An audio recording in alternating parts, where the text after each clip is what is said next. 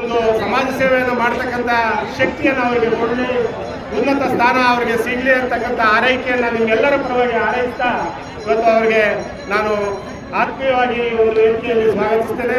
ಮತ್ತು ಎಲ್ಲ ಯುವಕರು ಇವತ್ತು ನಮ್ಮ ಗ್ರಾಮ ಇವತ್ತು ಎಲ್ಲ ಗ್ರಾಮಗಳಿಂದ 5-6 ಗ್ರಾಮಗಳಿಂದ ಇವತ್ತು ನಿನ್ನೆಯಿಂದ ಎಲ್ಲ ಗ್ರಾಮಸ್ಥರು ಕೂಡ ಬಂದಿದ್ದಾರೆ. ಇವತ್ತು ನಮ್ಮ ಗ್ರಾಮ ಅಂದರೆ ಶಾಂತಿಯುತವಾದಂಥ ಗ್ರಾಮ, ಯಾವುದೇ ಭಿನ್ನಾಭಿಪ್ರಾಯ ಇಲ್ಲ, ಸಣ್ಣ ಪುಟ್ಟ ಇರ್ಬೋದು, ಆದರೆ ಎಲ್ಲರೂ ಒಟ್ಟಾಗಿ ಈ ಒಂದು ಕೆಲಸವನ್ನು ನಾವು ಜಾತ್ರಾ ಮಹೋತ್ಸವವನ್ನು ಆಚರಣೆ ಮಾಡ್ಕೊಂಡು ಬಂದಿದ್ದೀವಿ.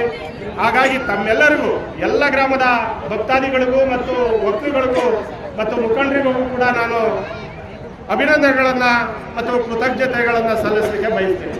ಇನ್ನೇನು ಹೆಚ್ಚು ಈ ಒಂದು ವೇದಿಕೆ ರಾಜಕೀಯ ವೇದಿಕೆ ಅಲ್ಲ, ಹಾಗಾಗಿ ಹೆಚ್ಚು ಮಾತನಾಡಲಿಕ್ಕೆ ಹೋಗದಲೇ ಮತ್ತೊಮ್ಮೆ ಈ ಶಿವರಾತ್ರಿ ಹಬ್ಬದ ಶುಭಾಶಯಗಳನ್ನು ತಮ್ಮೆಲ್ಲರಿಗೂ ಸಲ್ಲಿಸ್ತಾ ಈ ಒಂದು ವೇದಿಕೆಯಲ್ಲಿ ನನ್ನನ್ನು ಎರಡು ಮಾತನಾಡಲಿಕ್ಕೆ ಅವಕಾಶ ಮಾಡಿಕೊಟ್ಟಂಥ ಎಲ್ಲ ಕಾರ್ಯಕರ್ತ ಬಂಧುಗಳಿಗೆ ಮತ್ತು ಭಕ್ತಾದಿಗಳಿಗೆ ಮತ್ತು ಗ್ರಾಮದ ಎಲ್ಲ ಮುಖಂಡರಿಗೆ ಮನಸ್ಸಿನ ಮಾತನಾಡುತ್ತೇನೆ. ನಮಸ್ಕಾರ.